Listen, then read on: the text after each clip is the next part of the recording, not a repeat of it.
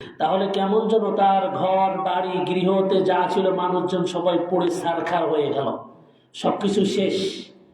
এমন অবস্থা, মানে সে লেটে সালাত আদায় করেছে, আর যদি না পড়ে তার কিছু আছে? তো মুশরিকরা কি বলতেছে, বলা বলি করতেছে একটা সালাতে তারা খুব গুরুত্বপূর্ণ, হাফিজু আলাস সালাওয়াতি ওয়াস সালাতুল উস্তা। তো তারা টার্গেট নিল যে তারা আসরের সময় কি করবে, যোদ্ধাদের উপর আক্রমণ করবে যখন তারা সেজদায় থাকবে। কোথায় থাকবে? সেজদায়। কারণ সেজদা থেকে উঠেই তো তারা প্রতিরক্ষা, আত্মরক্ষা করতে পারবে না। পারবে? আপনাকে যদি সালাত অবস্থায় কেউ আক্রমণ করে তাহলে আপনি তো হেরে যাবেন, হেরে যাবেন না? তো তারা কি টার্গেট করলো, যারা সেজদায় যাবে এবং কোন সময় যাবে। মুশরিকরা বলতেছে যে তাদের গুরুত্বপূর্ণ সালাত হচ্ছে আসরের সালাত। সুবহানাল্লাহ পড়ে। তারাও জানে যে এদের কাছে গুরুত্বপূর্ণ সালাত কোনটা? আসরের সালাত। মানুষের আসরের সালাত সব থেকে বেশি ছুটে যায়, বেশি ছুটে যায়। মহিলাদের ইফতারি বানাতে বানাতে আসরের সালাত মাগরিবে চলে যায় নাকি? ইফতারির মৌসুমে দেখবেন যে মহিলাদের আসরের সালাত কোথায় চলে যাচ্ছে? মাগরিবে চলে যাচ্ছে। তো আল্লাহ বলছেন হাফিজু আলা সালাওয়াতি ওয়াস সালাতুল উস্তা। এই হাফিজু আলা সালাওয়াতি ওয়াস সালাতুল উস্তা তাফসীর কারকরা বলছেন এখানে আল্লাহ সুবহানাহু ওয়া তাআলা আসরের সালাতের গুরুত্ব বোঝানোর জন্য এই আয়াত নাযিল করেছেন। তো তারা কি করলো, মুশরিকরা চিন্তা করলো আমরা আসরের সালাতে যখন মুজাহিদরা সেজদায় যাবে আমরা আক্রমণ চালাবো। আল্লাহ সুবহানাহু ওয়া তাআলা শুনতেছেন। আল্লাহ কোরআনে বলেছেন ওয়া মাকারু ওয়া মাকারাল্লাহ ওয়াল্লাহু খায়রুল মাকিরিন। তারা চক্রান্ত করে, আল্লাহ তাদের চক্রান্ত কি করেন? কৌশল করে পরিবর্তন করে দেন। মুহাম্মদ সাল্লাল্লাহু আলাইহি ওয়াসাল্লাম জিবরাইল জিবরাইল নাজিল হলেন, ইয়া রাসূলুল্লাহ আসরের সালাতে মুশরিকরা আক্রমণ করবে, তাহলে আপনারা এক গ্রুপ কি করবে? নামাজ আদায় করবে, আর এক গ্রুপ পিছনে কি করবে?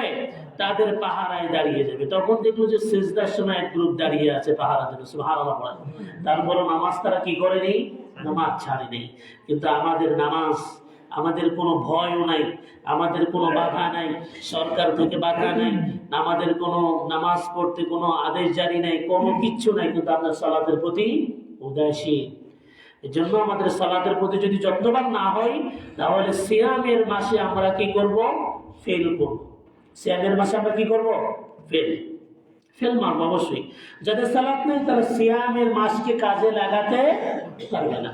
ওয়াল্লাহি সালাত এবং জিকির দুটো জিনিস যদি আপনার না থাকে সিয়ামের আগে, তাহলে সিয়ামের মাসে কোনো কল্যাণ আপনি হাসিল করতে পারবেন না। লিখে রাখতে পারেন। শুধু সিয়াম, যে কেউ নামাজ আদায় করলো না, শুধু সিয়াম থাকলো, হলো এটা পূর্ণাঙ্গ হবে না। আল্লাহ সুবহানাহু ওয়া তাআলা ৫ ওয়াক্ত সালাত আমাদের উপরে ফরজ করেছেন। যারা সালাত আদায় করে আল্লাহ সুবহানাহু ওয়া তাআলা তাদের উপরে কি করে? নিরাপত্তা দিয়ে দেন। সুবহানাল্লাহ পড়েন। যে ফজরের সালাত আদায় করে তার উপর আল্লাহ নিরাপত্তা দিয়ে দেন। ওয়াল্লাহি আপনাকে আমার একটা গোপন সিক্রেট বলি, আমি যদি কখনো ফজরের সালাত মিস করি ওই দিন আমি রোগী দেখি না। কারণ আমার উপরে কি নাই? নিরাপত্তা নাই। আমি রোগী দেখি না, আমি সর্বরোগী ক্যান্সেল করে দিই। আমি বলে যে আজকে পারবো না। কেন পারবো না? আমি পরে পড়ে নিচ্ছি, কিন্তু আমার কাছে মনে হয় না এটা পূর্ণাঙ্গ।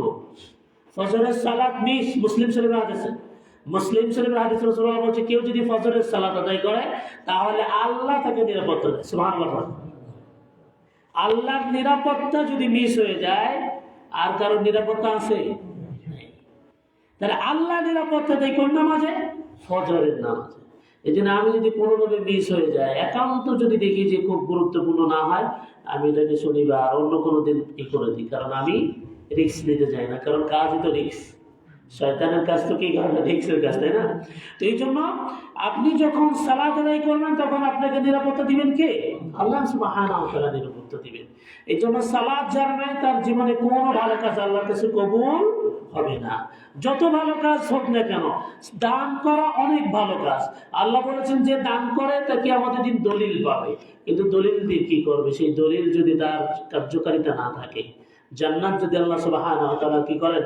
অনেকে আছে হিন্দু মুশরিক যারা আছে তাদের দানকে আল্লাহ দুনিয়াতে কি করবেন? প্রতিদান হিসেবে দিয়ে দিবেন। তারা কিয়ামতের দিনের জন্য কিছুই পাবে না। এই জন্য সালাত যার থাকবে না তার কোনো কিছুই আল্লাহর কাছে কবুল হবে না। এই জন্য যে যত বড় আমল মানে বক্তব্য দিক না কেন, কালকে একটা ঘটনা পড়তেছিলাম, আমাদের দেশে বা বিভিন্ন জায়গায় এখন সিরাতের মাহফিল হয়, সিরাত মিলাদুন নবীর অনুষ্ঠান হয়। তিনি বলছেন এই অনুষ্ঠান আমি পছন্দ করি না। একজন বড় আলেম কেন পছন্দ করি না? কারণ আমাদের প্রত্যেকের জীবনের প্রত্যেকটা অংশেই তো সিরাত আছে। নবীর সুন্নাত ছাড়া চলা সম্ভব? নবীর অনুসরণ ছাড়া কেউ চলতে পারে? তা আমাদের আলাদা করে কেন সিরাতের অনুষ্ঠান করতে হবে? আলাদা করে সিরাতের একদিন অনুষ্ঠান করা, একদিন স্মরণ করা, একদিন দুরূদ পড়া, একদিন নবী করে সালাম পাঠানো, এটা কখনো মুমিনের কাজ হতে পারে না। এই জন্য রাসূলুল্লাহ সাল্লাল্লাহু আলাইহি ওয়াসাল্লামের প্রত্যেকটা দিনে জিবরাইল আলাইহিস সালাম বিশ্বনবীকে বলছে, রাসূলুল্লাহ আপনি মিসওয়াক করবেন। কি করবেন? মিসওয়াক করবেন। কারণ আপনি মিসওয়াক না করলে আমার জন্য কষ্টকর হয়ে যায়। আপনি মিসওয়াক না করলে আমার জন্য কি হয়ে যায়? কষ্টকর হয়ে যায়। মিসওয়াক করবেন। এই জন্য নবীর জীবনের সুন্নাহ ছাড়া কোনো মুমিন চলতে পারে না। কোনো মুমিন চলতে পারে না। সে মুমিন হতে পারে না যদি কেউ সুন্নাহ ছেড়ে দেয়। কারণ সুন্নাহ ছেড়ে দিলে নবীর শাফায়াত সে পাবে না। আর নবীর কাছে সবচেয়ে প্রিয় কাজ ছিল কি? সালাত। নবীর সবচেয়ে প্রিয় কাজ কি? নামাজ। রাসূলুল্লাহ সাল্লাল্লাহু আলাইহি ওয়াসাল্লামের কাছে নামাজের চাইতে প্রিয় কোনো আমল ছিল না। কোনো প্রিয় আমল ছিল না। রাসূলুল্লাহর যদি প্রিয় কোনো আমল থাকে, এক নম্বরে ছিল as-salatu li-waqtiha, ওয়াক্ত মতো সালাত আদায় করা। আর আল্লাহ কোরআনে বলেছেন সেই মুমিন সফল, قد أفلح المؤمنون الذين هم في صلاتهم খাশিউন। মুমিন সফল কাম হয়েছে যারা অত্যন্ত বিনয় ও মনোযোগের সাথে সালাত আদায় করে। তার মানে সালাত যে আদায় করেছে সফল, সালাত যে পড়ে না সে কখনো সফল হতে পারে না। সে কখনো মুমিন থাকতে পারে না। স্পষ্ট হাদিস, রাসূলুল্লাহ বলেছেন যে সালাত আদায় করে না সে মুমিন থাকে না। এই জন্য রাসূলুল্লাহ যেটা বলেছেন আমি তো মাত্র অনুবাদ করে দেব আপনাকে। কি করব? অনুবাদ করে দিব। কিছু বাড়িয়েও বলতে পারবো না, কিছু কমও বলতে পারবো না। আমি শুধু অনুবাদ করবো আপনাকে। আপনি অনুবাদ শুনে খুশি হলেও আমার কিছু যায় আসে না, রাগ হলেও আমার কিছু যায় আসে না। কারণ না আরাদাল্লাহ, আমাকে খুশি করে কথা